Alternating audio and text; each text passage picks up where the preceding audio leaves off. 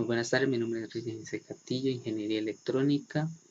Actualmente vamos a ver en cálculo vectorial una pequeña presentación de campos escalares, donde veremos su dominio, también su límite y continuidad.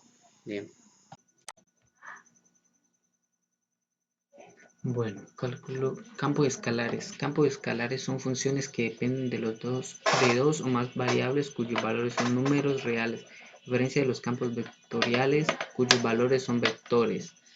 Bien, campos escalares nos podemos representar más que todo como por gráficas para poder entenderlo así, donde va a tener curvas de nivel, que son estas radios o circunferencias un poco más pequeñas, que entre más se acerquen al punto de origen, serán un poco más pequeñas. En esta cónica, viéndolo de lado, sería así. Viéndolo desde arriba lo veríamos de esta forma.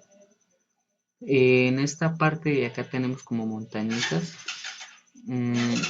que bajo ella va a proyectar una sombra. Esa sombra va a ser el dominio, va a ser el dominio de esta parte, de esta figura. Y esa será la sombra, como bien dije. En otros ejemplos tendremos como esta especie de montaña o loma, que a mayor altitud pues, va a tener una cierta temperatura, por decirlo así, que también es muy utilizado para medir los grados de temperatura en cierta altitud. Y eso se vería de lado así, de arriba se verían como unos pequeños círculos, y estas serían las curvas de nivel que representarían estos picos. Acá tenemos como bien dije que o sea, también hablamos de dominio. El dominio va a ser, digamos que en esta función tenemos un logaritmo que este valor dentro de este logaritmo no me puede dar 0. Reemplazándolo, esto me va a dar una circunferencia de radio 3. Este dominio básicamente podríamos decirlo así, que en el punto interno, más o menos que nos den un punto dentro de la circunferencia, me tiene que no me tiene que, sino tiene que estar dentro de la circunferencia. Bien, en esta parte tengo que el dominio es un campo escalar de 3 variables o 2.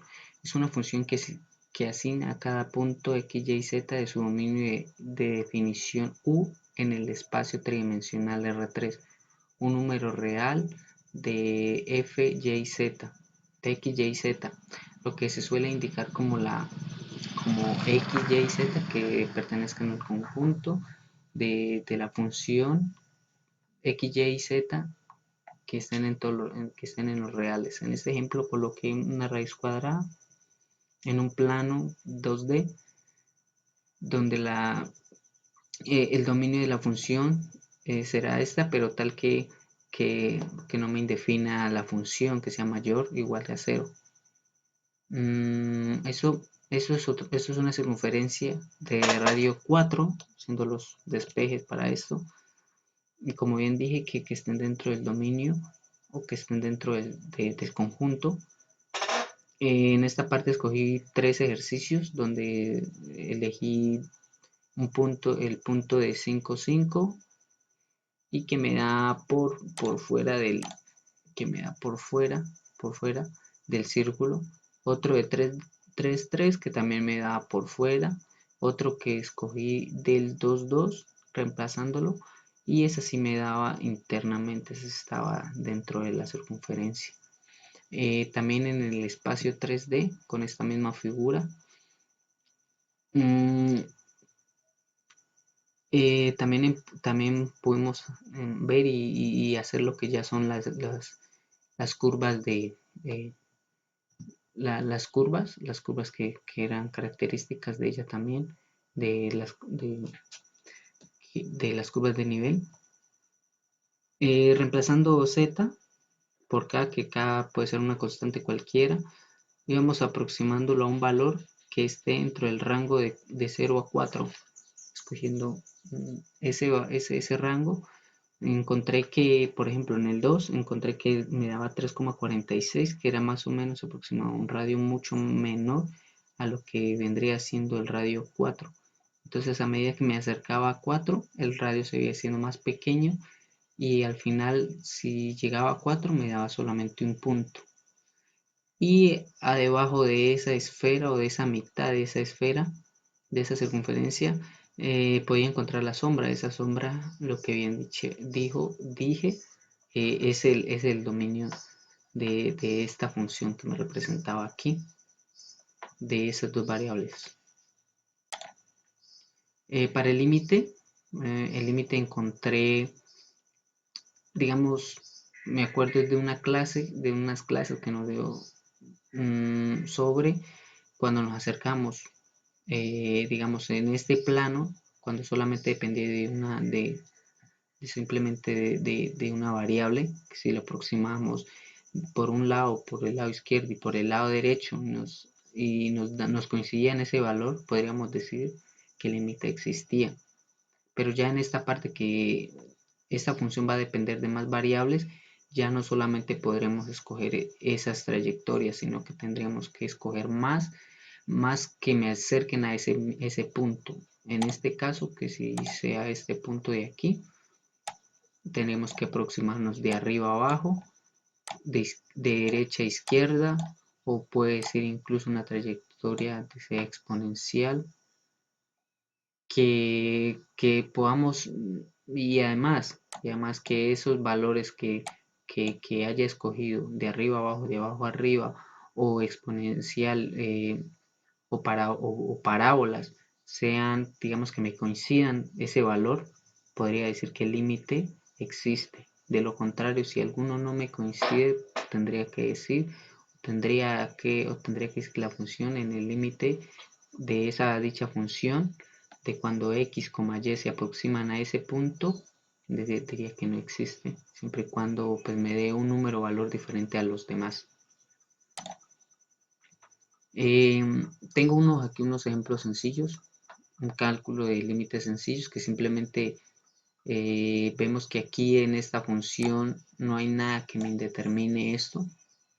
Esto simplemente reemplazando valores de x, y en este punto, pues simplemente me da un valor real. Este valor real me hace que el límite va a existir. Y puedo decir que no hay nada raro aquí. Simplemente lo vería cuando ya, digamos, hubiera unos logaritmos, hubiera raíces cuadradas, o hubiera lo que son divisiones. Divisiones, pues esto ya prácticamente me complicaría en el punto, siempre y cuando este punto no me vaya a definir la función. Bien, pero cuando el límite, digamos, no es en este ejemplo de aquí, hice uno que pues en este punto con esta función, pero vemos que al reemplazar esto me da una indeterminación. Al haber una indeterminación tendría que haber otros métodos de poder calcular ese límite. Aquí hallé tres métodos, una de ellas límite iterados, donde a una de las dos variables lo voy a igualar a 0 y al otro lo voy a simplemente aproximar a ese valor. Aquí en esta ocasión x va a valer 0, entonces y va a valer 1, y serían 1, entonces sería menos 1. Ahora haciéndolo para y, igualando a y igual a 0, esto me dio que va a ser 1, por lo tanto estos valores me dio muy diferente pues ambos tienen valores muy diferentes, entonces podría decir que este límite no existe. Aquí vemos un ejemplo claro también de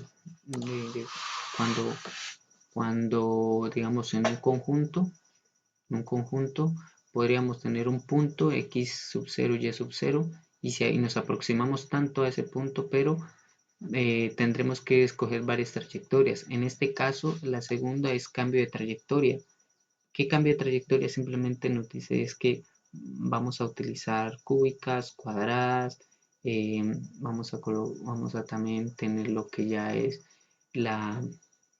digamos, puntos de líneas diagonales o ecuación de la recta. En este caso vamos a tener y igual a 2x, que para este mismo ejercicio que tenemos allá arriba, lo vamos a igualar a y cuando y va a valer igual a 2x y cuando x va a tender a 0.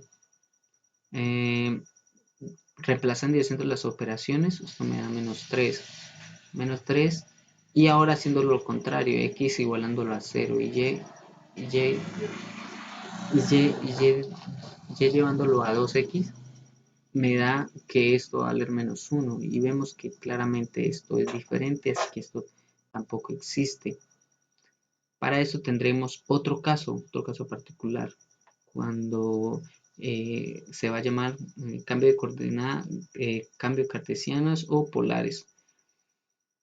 X va a valer igual a R coseno del ángulo. R va a ser el radio, Y va a ser el radio por el seno del ángulo. En esto, pues la ventaja es que al hacer eso, ahora el límite va a depender solamente de una función que va a ser del radio. Del ángulo puede tomar cualquier valor. Entonces, hice un ejemplo aquí, en este punto 0, 0, haciendo las respectivas cálculos, y esto me dio como resultado, despejando esto me dio 1, me da R por el coseno al cubo del ángulo. Esto, el radio aproximándolo a 0, reemplazando por 0 esto, me daba 0. Pero ¿qué hubiera pasado si solamente este R me hubiera, digamos, se me hubiera cancelado desde acá y solo me hubiera quedado coseno al cubo? Entonces ahí ya me dependería del ángulo para poder definir si este límite existe o no existiría.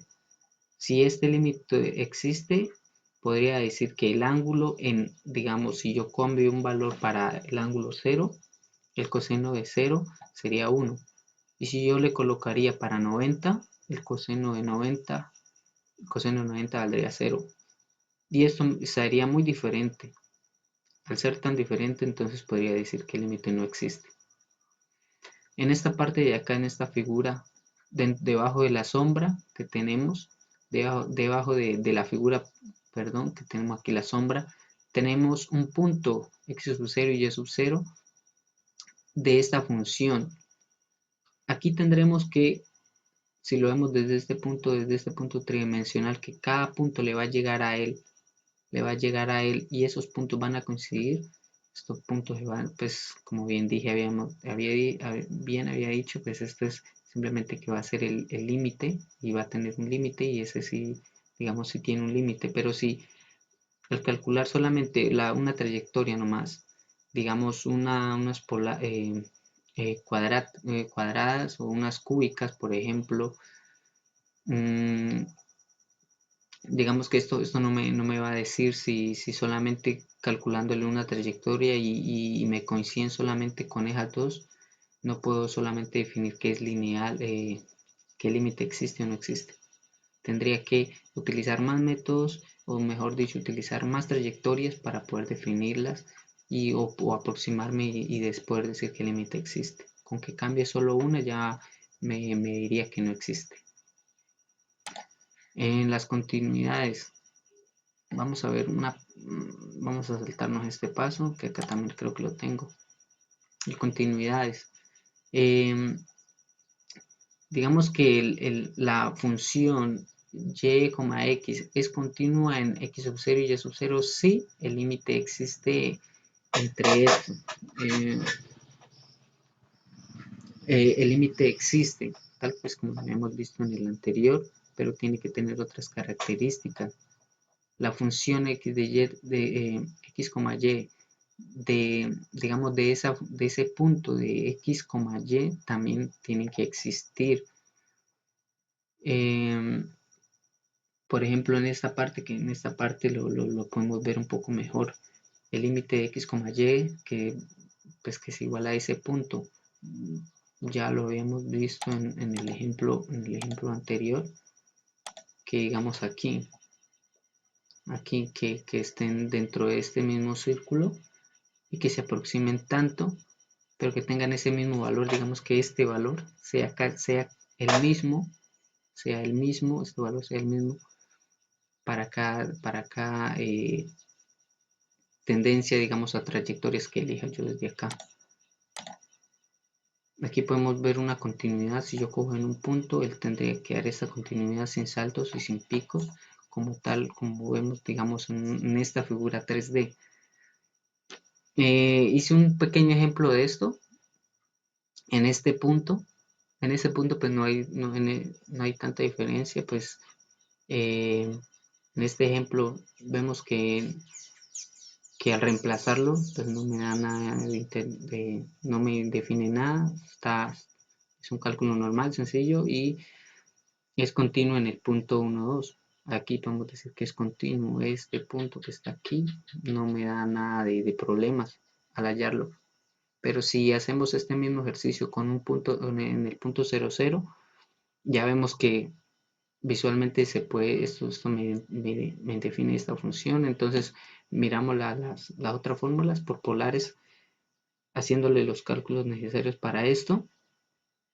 Vemos que esto me da, pues, que el límite cuando la R, el radio, se va a 0, esto 0 multiplicado por todo esto me da 0.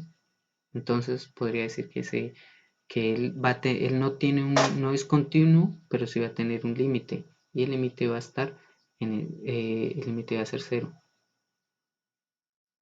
Sin embargo, el límite existe, se puede eliminar la discontinuidad definido en el valor de f en .00 igual a su límite. Como bien dije acá del radio, el radio va a tender a 0, esto lo multiplicar por 0 y el límite va a ser 0. El límite va a existir. Estas tales discontinuidades se van a llamar removibles o no removibles. Bien, esa era una pequeña y creería yo básica explicación del trabajo. Muchas gracias.